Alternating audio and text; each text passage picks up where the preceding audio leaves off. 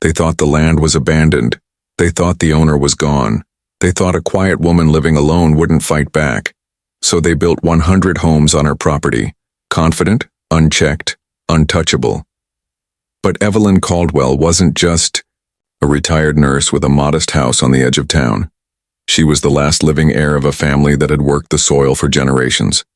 And when she saw the first bulldozer tear into her father's land, she didn't scream. She didn't call the news. She didn't protest. She opened a manila folder labeled, "Property, do not open unless necessary." And inside, 40 years of receipts, deeds, and one court order that would bring an entire subdivision to its knees. Evelyn Caldwell was 64 years old, a retired ICU nurse from Macon, Georgia, quiet, disciplined, the kind of woman who remembered everyone's birthday and never raised her voice. Neighbors saw her walking the edge of her 38-acre plot every spring, sometimes with her cousin Marcus, sometimes alone. They thought she was just getting fresh air. But Evelyn was checking the markers, iron rods buried in the dirt, placed there by her grandfather in 1948. This land wasn't just property, it was a promise. Her parents, James and Lillian, had bought it piece by piece after the war. He worked double shifts at the mill. She took in sewing. They paid cash, no loans, no debt, just sweat and sacrifice. And on her 18th birthday, James handed Evelyn a deed.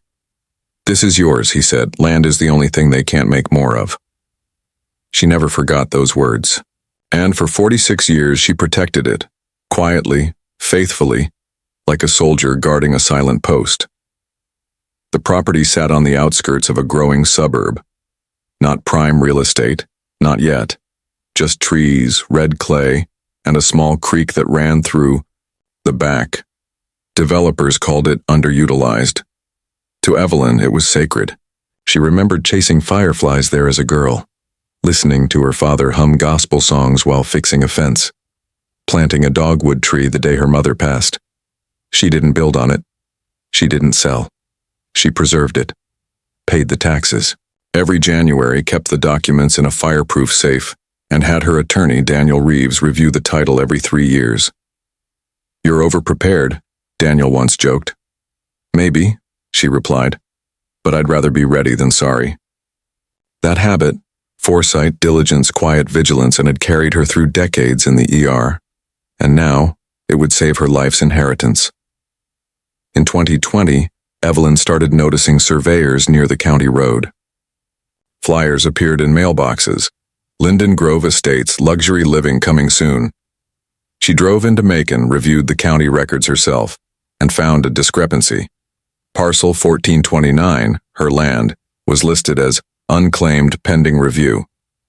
A clerical error from the 90s never corrected. She called Daniel. "File a quiet title action," he said, "just in case." 2 months later, a judge reaffirmed her ownership. The paperwork was filed. The trap was set. And Evelyn went back to her garden, waiting. It started with a rumble. One summer morning, Evelyn heard heavy machinery. She drove down the back road and froze. Bulldozers, concrete mixers, survey stakes in perfect rows. "What are you doing?" she asked a worker in a neon vest. "Linden Grove, ma'am," he said, barely looking up. "100 homes. Gonna be beautiful." Her stomach dropped. Beautiful on her land? She drove home, pulled out her folder, and started photographing, framing, roof trusses, foundation pours. Each day, more homes rose. Each day, her anger didn't grow. It focused. When she told her cousin Marcus, he wanted to call the sheriff. "No," Evelyn said. "Let them build." "Why?" "Because the bigger the mistake," she said, "the harder the fall." At the heart of it all was Gregory Trent, president of the Linden Grove HOA. 58. Sharp suit, sharper ego. A man who believed rules were for other people. At a ribbon-cutting event, he told reporters, "We're not just building houses, we're building a legacy." Behind the scenes, he dismissed concerns. Parcel 1429? Probably an old farm. We'll deal with it after construction. His motto, start fast, fix later. And so they did. Homes sold within weeks. Families moved in. Kids rode bikes on streets named after trees that used to grow there. Gregory toasted his success, blind to the storm brewing a mile away.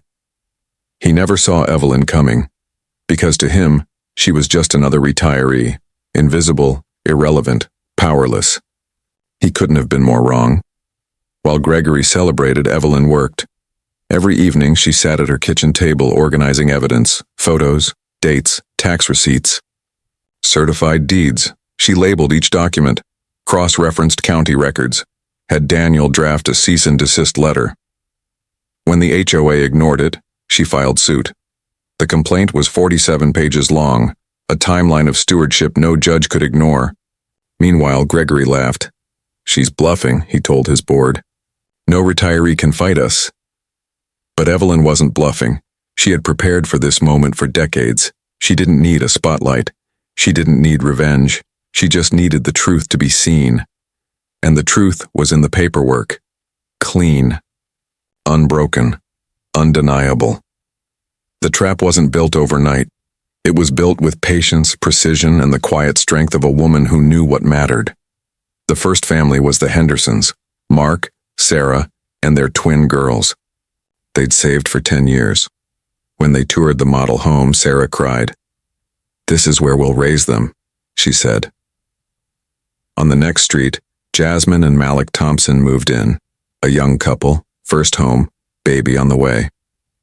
"We finally have roots," Malik said, planting a tree in the front yard. And at the end of Oak Lane, Dorothy and Carl Evans, retired teachers, hung a welcome home wreath. "This is where we'll grow old," Dorothy whispered. They had no idea. No idea their dream was built on stolen ground. No idea the woman, a mile away, held the deed to their lives. When some received legal notices, they panicked. "Are we squatters?" Sarah asked Mark. He held her, but his hands trembled. Gregory told them, "It's just one woman trying to extort us." But Google told a different story. Decades of tax records, court filings, photos of Evelyn's family on the land in the 1950s. The truth was spreading. And with it, fear. The trial began in Bibb County Superior Court. The courtroom was packed. Homeowners, reporters, bankers. Evelyn sat calmly, folder in hand. Gregory looked nervous, adjusting his tie. Daniel opened with one sentence. "My client paid her taxes. The defendants did not check." Witnesses confirmed it. Evelyn's records were flawless. Surveyors proved the homes crossed her boundary. When Evelyn took the stand, she spoke softly. "I didn't build those houses. I didn't invite those families. The HOA made that choice. Now they want to make me the villain." Some homeowners wept. Gregory's attorney argued, "Irreparable harm." But Daniel fired back. They gambled with lives that weren't theirs to gamble with. The judge listened. The room held its breath. And when the verdict came, it wasn't even close.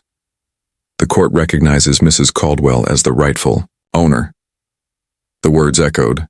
Gasps. Sobs. Silence. Gregory slumped in his chair. Evelyn closed her eyes. "Mama, Daddy, we did it." The families weren't evicted. Not yet. But their futures hung in the balance. Banks froze mortgages. Realtors pulled listings. Some blamed Evelyn. Others blamed Gregory. One night, Sarah Henderson approached her at a church meeting. "I don't hate you," she said. "I just don't know how we'll survive." Evelyn touched her arm. "You were sold a dream that wasn't theirs to sell." Later, Hanover Construction offered a settlement. Evelyn didn't accept. "They need to feel the weight," she said.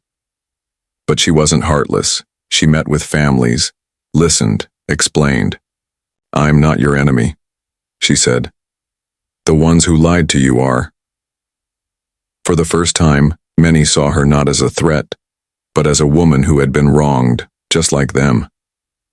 Evelyn didn't win for money. She won for memory, for her parents' sacrifice, for the promise she made as a girl. The HOA thought they were too big to fail. They thought silence meant surrender. But they underestimated the power of patience, of preparation, of truth. They built 100 homes on her land and walked straight into a trap set not by rage but by resolve. In the end, the land remained. The houses stood. But the lesson was clear. Strength doesn't always shout, and justice doesn't always come quickly. But when it does, it's undeniable. If you believe in stories of quiet courage, of ordinary, people standing tall against power, don't forget to subscribe. Because sometimes the loudest battles are fought in silence.